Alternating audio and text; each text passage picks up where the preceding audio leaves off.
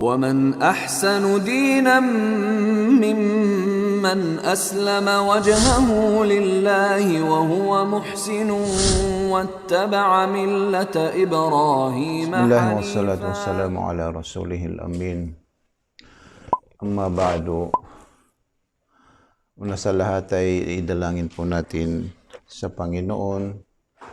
Naway kayo ay kanyang ingatan sa lahat ng mga masasama. Ganun din idalangin po natin sa Panginoon na pagkalooban niya ng maraming mabubuti ang maikling oras po natin ngayon. Ang usapan po natin, sister, ay tungkol po sa hindi po tayo mawawala sa pagsasabi sa ano po ang tunay na dapat mapaniwalaan na isa sa atin na napakahalagang bagay. Dahil sa kapag nalaman po natin na ang isang bagay ay napakahalaga, ang nararapat po sa atin ay pagsumikapan. Sa lahat ng ating mga pagsusumikap sa ating mga gawain, wala po tayong layunin, maliban lang sa maibigay po natin sa ating mga sarili ang kaniyang tunay na kabutihan. Dahil sa pagkakaalam po natin, ang isang gawain na ito makakapagdulot ng kabutihan sa ating mga sarili, kaya tayo nagsusumikap. So, iba-iba ang mga tao sa anuman naunawaan nila na mahalagang bagay. Mayroon sa kanila ang naunawaan nilang mahalagang bagay na dapat nilang pagsumikapan ay yung mga bagay na ating nakikita dito sa mundong ibabaw. Halimbawa, sila ay magkaroon ng maraming pera, maraming yaman, para po makuha nila ang lahat ng kanilang mga ginugusto. So, may mga klaseng mga tao, ganito ang kanilang naunawaan na napaka-mahalagang bagay.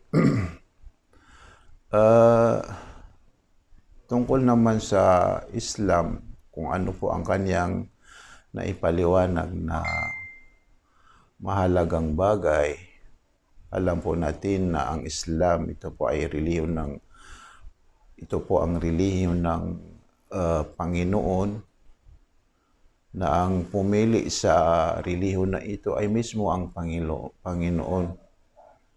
Kung ang papakinggan po natin ay yung paliwanag ng Islam, ay ang naipaliwanag ng Islam na mga bagay na mahalaga dapat mapagsumikapan ng bawat isa sa atin ay tatlo.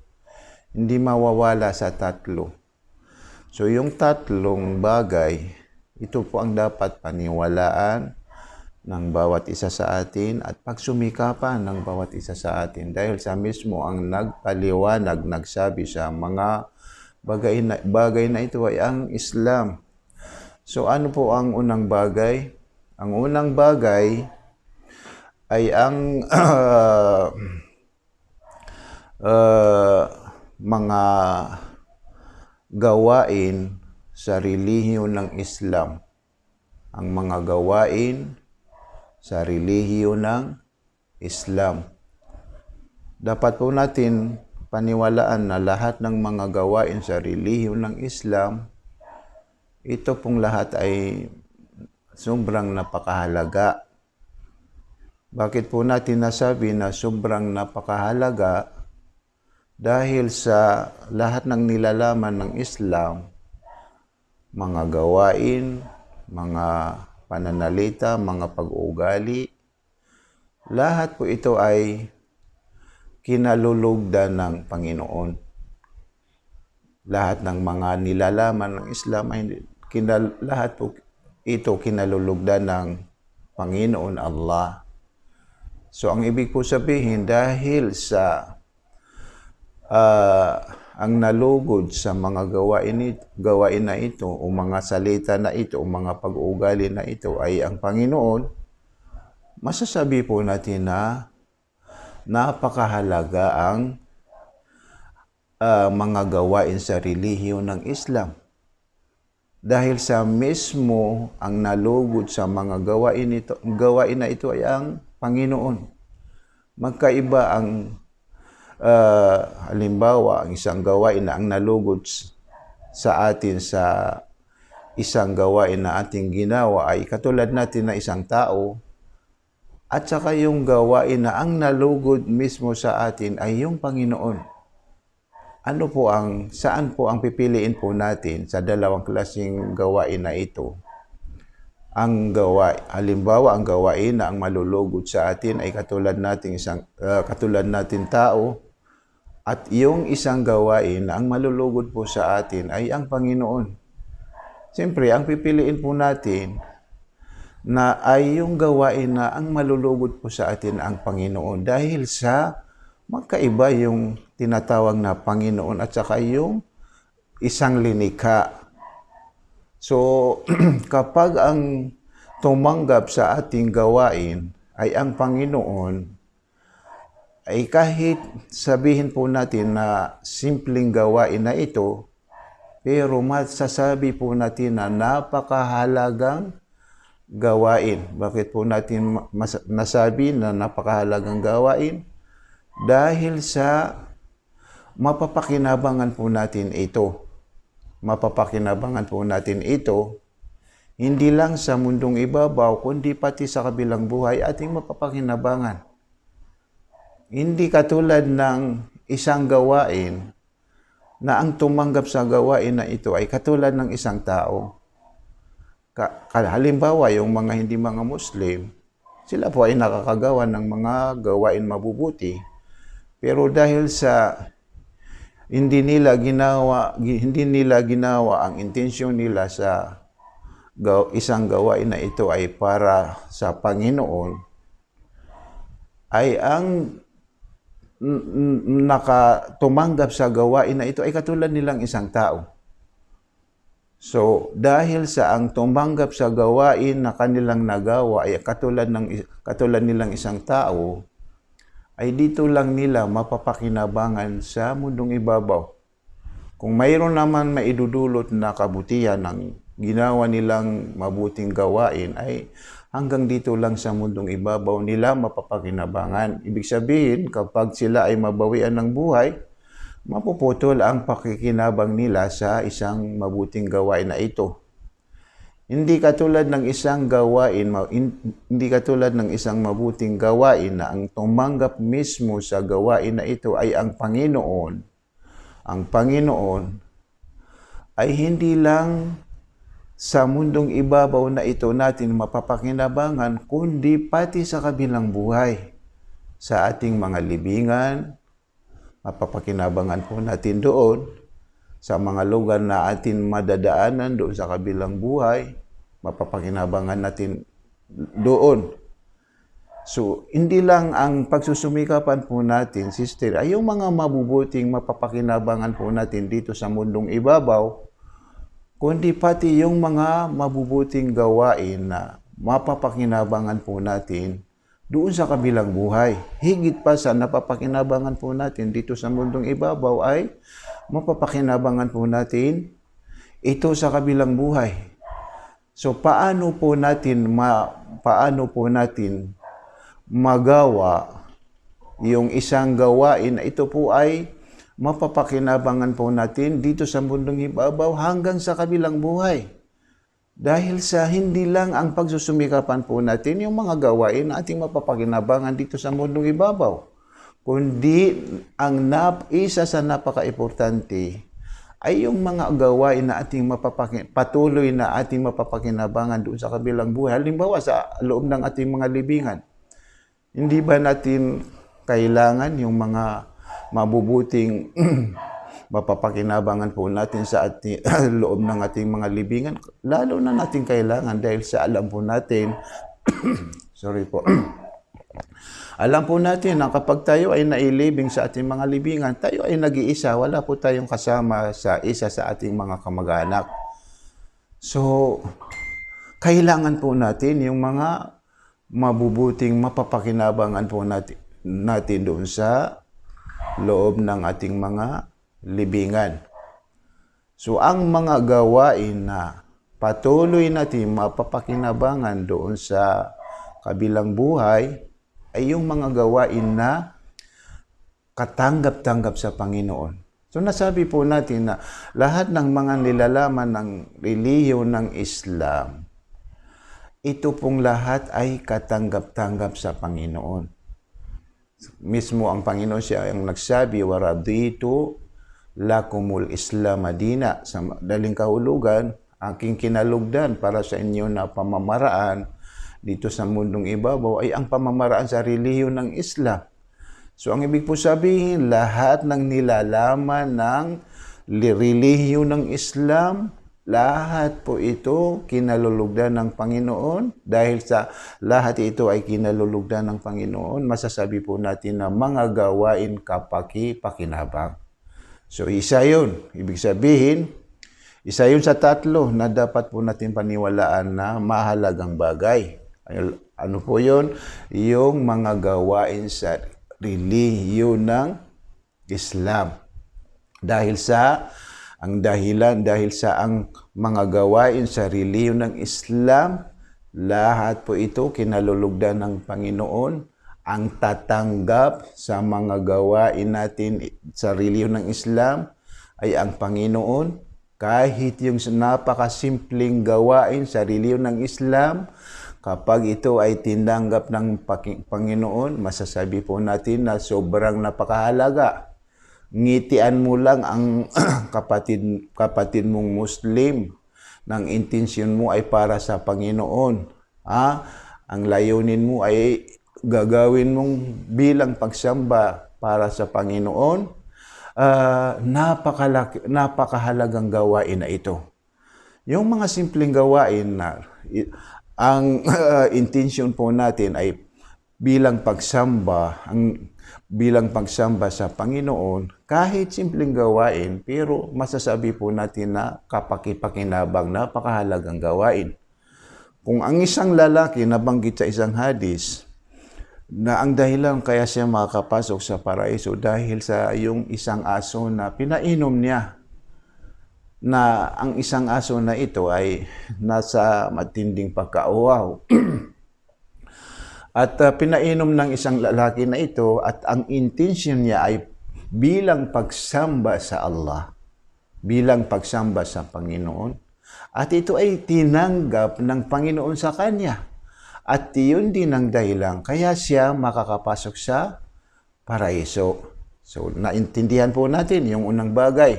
Ang masasabi po natin na unang bagay na napakahalaga, dapat mapagsumikapan ng bawat isa sa atin ay yung mga gawain sa relihiyon ng Islam.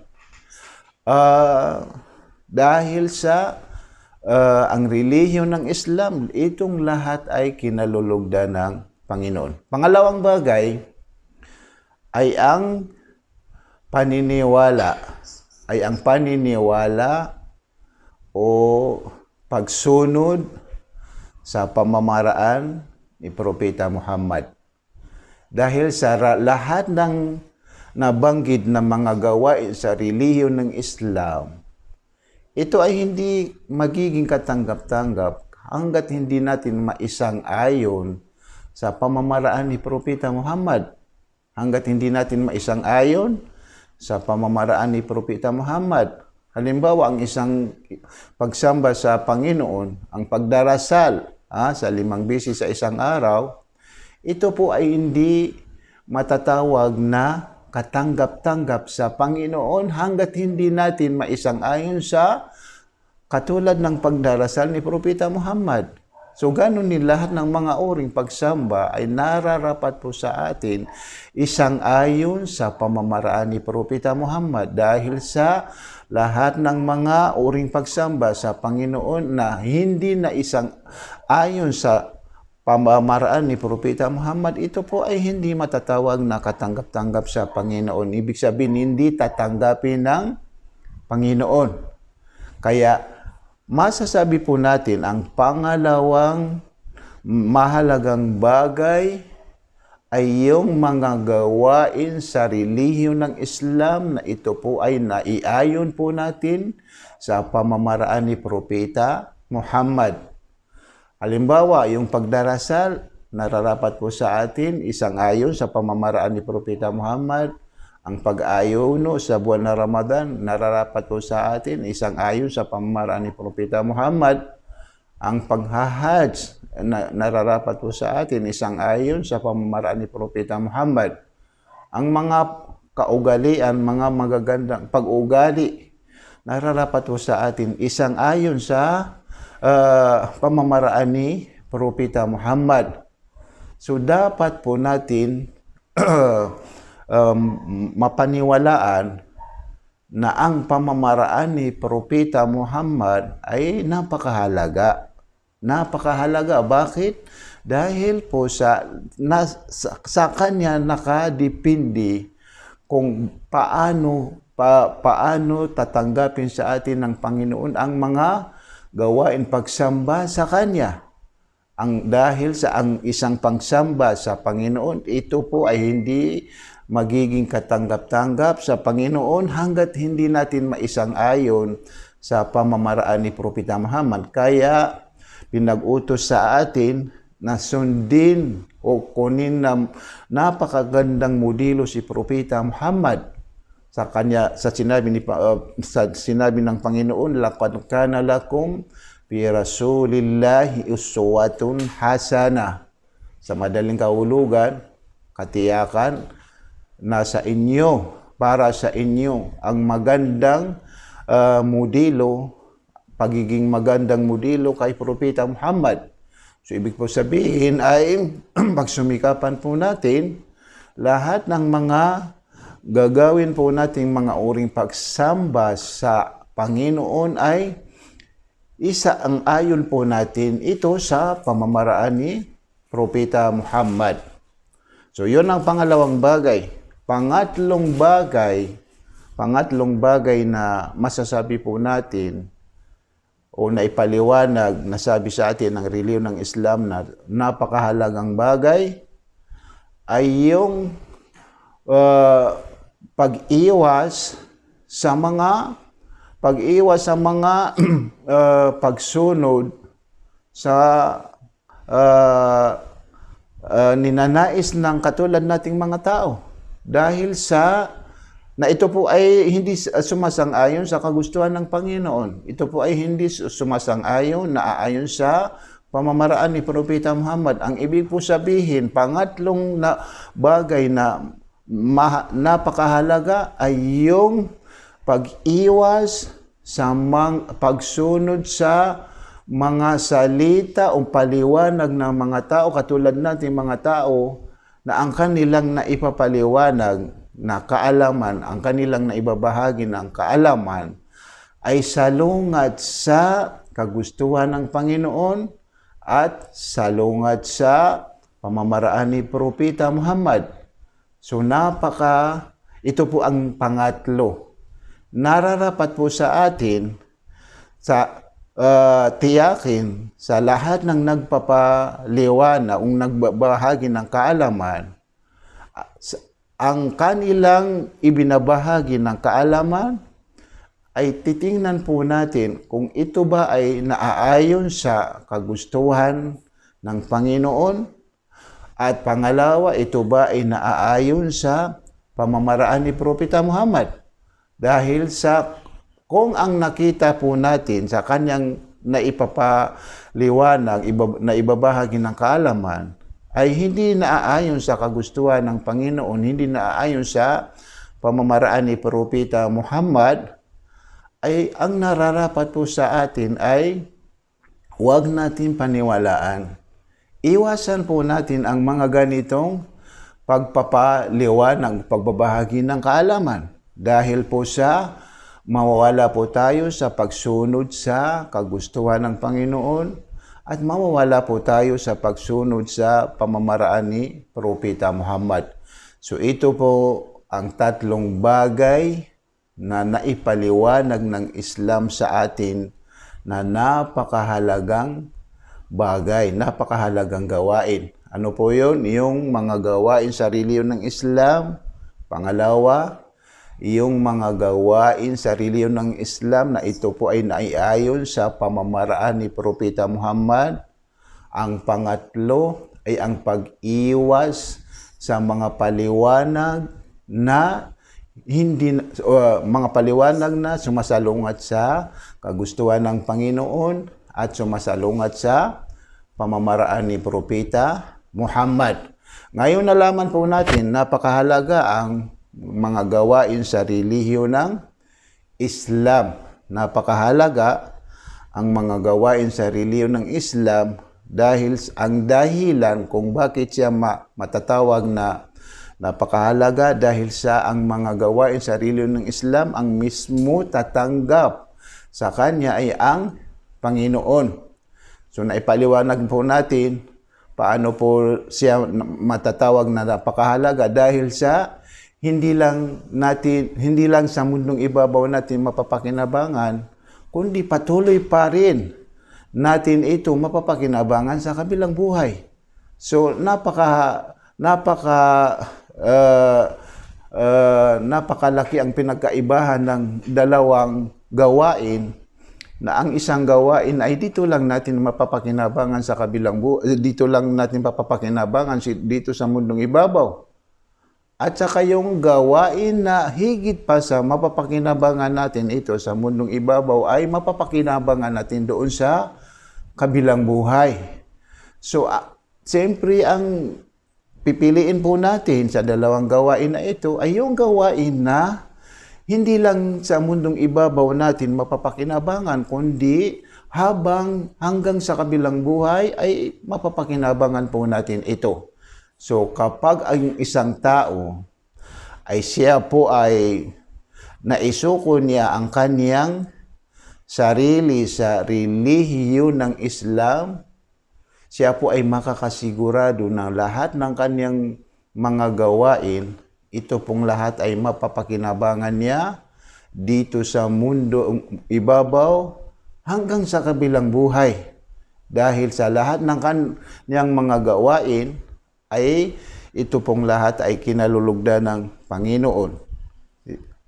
Ito pong lahat ay kinalulugdan ng Panginoon dahil sa ito ay ginawa niya bilang pagsamba sa Panginoon. Kapag siya ay gumagawa ng isang gawain, pagsamba, gagawin niya ito bilang pagsamba sa Panginoon. Kapag siya ay magsasalita na gagawin niya ito bilang pagsamba sa Panginoon. Kapag siya ay mag-uugali ng isang pag-uugali, gagawin niya ito bilang pagsamba sa Panginoon.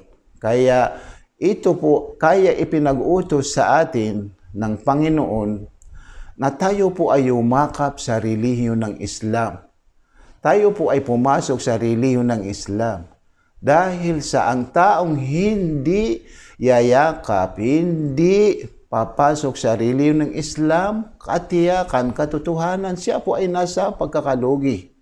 Bilang tanda, sinabi ng Panginoon, wa may yabtaghi ghayra al-islami dina falan yuqbala minhu wa huwa fil akhirati minal khasirin. Sa madaling kahulugan, sino man ang maghanap ng relihiyon na maliban sa relihiyon ng Islam, sino man ang maghanap ng relihiyon maliban sa relihiyon ng Islam, falan yuqbala minhu, ito ay hindi tatanggapin sa kanya. Ibig po sabihin, hindi tatanggapin ng Panginoon sa kanya.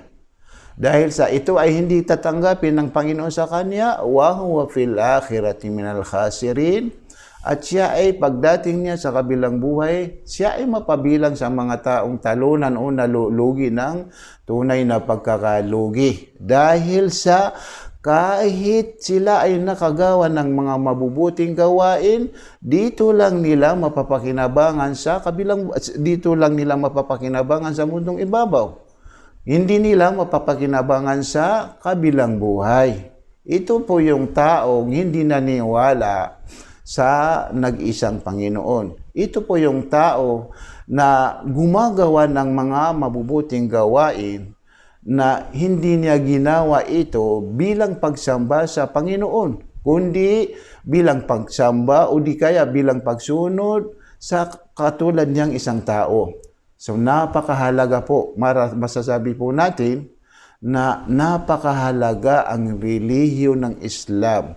Kaya ang nararapat po sa isang tao na nagsusumikap, ibigay niya, ipagkaloob niya sa kanyang sarili ang pinakamahalagang bagay ay ang nararapat po sa kanya, isuko niya ang kanyang sarili sa relihiyon ng Islam. Dahil sa nalaman po natin na ang lahat ng nilalaman ng relihiyon ng Islam, lahat po ito kinalulugdan ng Panginoon. So ngayon, kung mayroong isa sa atin na nais niya pumasok sa relihiyon ng Islam, ano po ang tamang pamamaraan? Ang unang hakbang sa pagpasok sa relihiyon ng Islam ay yung tinatawag na pagsasaksi sa Panginoon. Na ito po ay katanggap-tanggap sa Kanya. Ang pagsasaksi na katanggap-tanggap sa Panginoon ay napapaloob po sa Kanya ang tatlong bagay. Ang unang bagay ang paniniwala sa pamamagitan ng ating mga puso. Halimbawa, paniwalaan ng ating mga puso, walang Diyos na karapat-dapat sambahin maliban kay Allah. Paniwalaan ng ating mga puso, si Muhammad ay kanyang sugo at alipin. Paniwalaan ng ating mga puso, si Jesus ay kanyang sugo at alipin. Pangalawang bagay, anuman ang pinaniwalaan ng ating mga puso, nararapat po sa atin ito bigkasin. Maliban lang kung tayo ay hindi nakakapagsalita.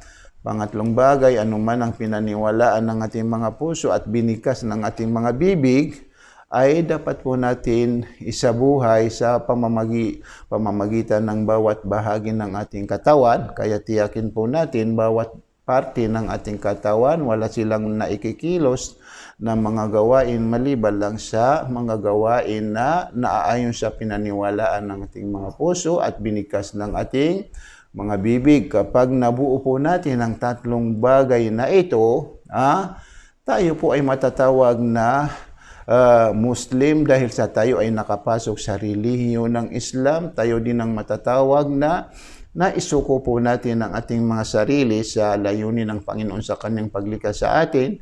Ganon din tayo ang matatawag na alipin ng Panginoon na nagbalik loob sa kanyang Panginoon. Alam po natin, ang isang alipin na siya po ay nagbalik loob sa kanyang Panginoon, siya po ay pinaghandaan ng Panginoon na napakaraming mahalagang bagay. Kapilang po sa mga mahalagang bagay na ito ay kahit sabihin po natin na napuno niya ng pagkakasala ang mundo na ito, dahil siya ay nagbalik loob sa kanyang Panginoon, lahat po ito ipapatawad ng Panginoon sa kanya. Ibig sabihin, buburahin ng Panginoon ang lahat ng kanyang nagawang pagkakasala. Hindi lang siya buburahin, kundi papalitan pa ng maraming kabutihan. Kaya, samantalahin po natin ito. Kung mayroon tayong naunawaan na napakahalagang bagay, huwag natin palampasin. Dapat po natin samantalahin dahil sa hindi po natin hawak ang ating mga sarili, hindi po tayo makakasigurado kung aabot pa tayo sa mga susunod na mga oras at mga panahon. Kaya kung mayroon po tayo naunawa na napakahalagang bagay, ay nararapat po sa atin samantalahin. So ngayon, para po tayo makasigurado na maipagkakaloob sa atin ang napakahalagang bagay na ito, isabuhay po natin yung tinatawag na pagsasaksi na katanggap-tanggap sa Panginoon. So ganito, sister, sundin niyo po ako sa ating bibigkasin. Itaas po natin ang ating kanang kamay, ang ating hintuturo. Ito po ay sinyalis ng ating sinasambayang nag-isang Panginoon. Ibig po sabihin na nag-isa ay walang katambal, walang kaagaw.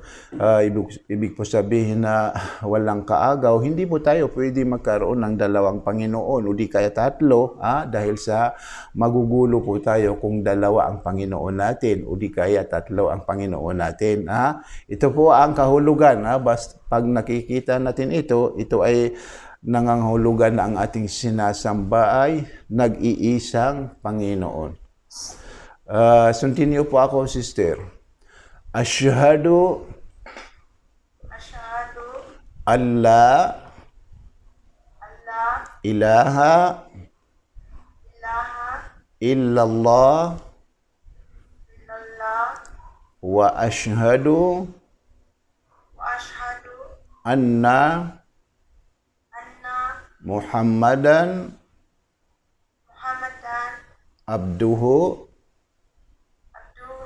wa rasuluhu wa asyhadu anna Isa abduhu wa rasuluhu.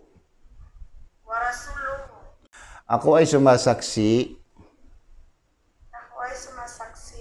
na walang Diyos na karapat-dapat sambahin maliban kay Allah, at ako ay sumasaksi na si Muhammad